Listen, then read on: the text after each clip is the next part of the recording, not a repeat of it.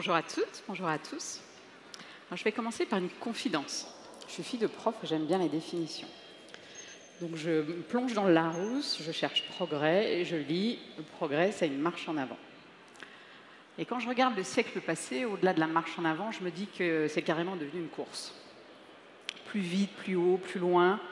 Le XXe siècle, c'est le siècle de tous les records. L'avion supersonique, le TGV à 500 km/h, la Lune même, le PC, Internet, et on s'est habitué à tout ça.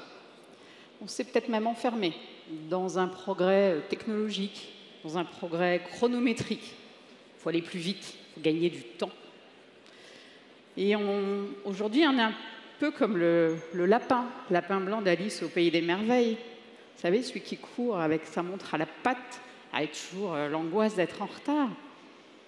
Alors la question qu'on peut se poser, c'est peut-être la question d'Alice, que vous connaissez tous. C'est pourquoi faire? Pourquoi? Et la question sur la définition du progrès, c'est peut-être de se dire qu'est-ce que ça change? À quoi ça sert? Ça a un impact sur qui? Sur quoi? Alors je voudrais vous parler d'un domaine que je connais bien, qui est le TGV, pour y avoir travaillé un certain nombre d'années chez SNCF. Alors le TGV de demain, il ne va pas aller plus vite. On déçoit peut-être certains. Mais on ne va pas gagner encore des minutes. Ça, c'est fait. Quand vous faites Paris-Lyon, Paris-Bordeaux, Paris-Strasbourg en moins de 2 heures, on ne peut plus gagner grand-chose. Après, c'est la téléportation. Ça, je ne connais pas. Donc, il ne s'agit plus de gagner du temps. En revanche, on peut retrouver du temps. Et pour moi, c'est ça le progrès dans les TGV de demain. C'est la manière dont les voyageurs vont pouvoir réinvestir le temps. La manière dont ils vont pouvoir se le rendre utile. 2 heures de temps, qu'est-ce que vous en faites? Comment vous les réappropriez, en fait? Donc, le progrès doit être utile. Alors, je vais vous parler de ce que je fais aujourd'hui. Donc, avec mon associé qui s'appelle Tim, que je salue, vous avez peut-être entendu parler, on a créé une entreprise qui s'appelle Proxima. Et on a levé 1 milliard d'euros et on vient d'acheter 12 TGV à Alstom, des rames magnifiques, pour desservir les grandes villes de la façade atlantique, Rennes, Angers, Nantes et puis Bordeaux. Et donc pour Proxima, c'est quoi pour nous le progrès? Ben justement, c'est de libérer le temps, c'est de redonner le temps aux voyageurs. Et comment on peut faire ça? C'est tout simple, par exemple, le Wi-Fi, la qualité du Wi-Fi qui est primordiale aujourd'hui. C'est comment faire que votre voyage à bord soit plus facile, plus confortable, la position pour bien travailler, la lumière, etc. C'est l'offre de service à bord. Comment on fait pour que ça soit pour chacun, à chacun des moments. Un exemple, c'est quand vous arrivez dans le train, comment on fait pour que vous puissiez finir votre visio sans que tout voisin en profite, vous voyez ce que je veux dire? Peut-être que c'est rien, mais peut-être que justement pour vous, c'est important. Le progrès utile, c'est bien. Est-ce que c'est suffisant? Pour moi, le progrès doit être utile au plus grand nombre. Il doit être partagé. Quand on a lancé Ouigo chez SNCF, il fallait traiter le sujet du pouvoir d'achat. Et donc, on a mis la grande vitesse à la portée de toutes les bourses avec un modèle low cost. Et on a pu toucher des millions de voyageurs qui n'auraient jamais pris le TGV s'il n'y avait pas eu Ouigo.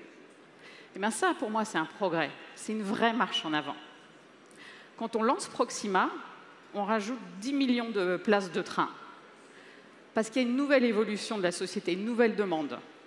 Les Français vivent plus dispersés, on ne vit pas forcément plus là où vivent ses enfants, là où vivent ses parents, même des fois pas forcément là où on travaille.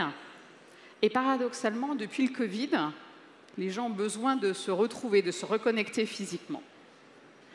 Donc c'est peut-être pour ça d'ailleurs que je ne me suis pas lancée sur Internet, mais que j'ai préféré faire du train et même refaire du train. Donc un progrès utile au plus grand nombre. Est-ce que c'est assez?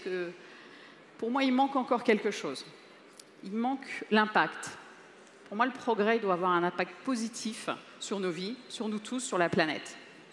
Et ça, les clients, les voyageurs, ils nous le demandent. Ils veulent voyager plus et polluer moins. Émettre moins. Bon, là, le train, c'est déjà un progrès en soi. Quand vous prenez le train, vous émettez 50 fois moins de CO2 que quand vous prenez votre voiture thermique et 80 fois moins qu'en avion. Donc ça, c'est une évidence. Pour le reste, il faut se poser les bonnes questions. Si je n'arrive pas à le faire venir dans ma vie, est-ce que c'est vraiment un progrès? Si ça a un impact négatif sur les relations sociales, sur le rapport au travail, sur la planète, est-ce que c'est vraiment un progrès? Je vais prendre l'exemple dont on parle pas mal en ce moment, qui est le prix énergétique de l'IA générative. Qu'on compte d'ailleurs plus en kilowattheures, mais en nombre de centrales nucléaires. Est-ce qu'on veut vraiment continuer de consommer plus et plus, sans limite quasiment? Est-ce qu'il ne faudrait pas cibler un peu plus l'utilisation de l'IA générative dans les secteurs où vraiment il y a un impact positif sur nous? La santé, par exemple, qui est assez évident. C'est des questions qu'il faut se poser. Alors quand je dis ça, est-ce que je dis qu'il faut arrêter la technologie, la recherche? Non, pas du tout. Soyons clairs, il faut continuer d'investir, continuer d'innover. L'innovation, c'est une source de progrès. Mais pour moi, le progrès, c'est la combinaison des 3 éléments. C'est la performance technologique, le bénéfice individuel, et puis c'est l'impact positif sur notre société et sur la planète. Et finalement, le choix qu'on a, il n'est pas entre la charrette à bœufs ou un monde robotisé. Ah, la musique qui arrive, c'est toujours perturbant. Hein. Donc, la charrette à bœufs ou un monde robotisé, il est dans les bonnes questions qu'on se pose et il est dans le bon usage qu'on fait collectivement du progrès technologique pour finalement le transformer en progrès tout court. Merci beaucoup.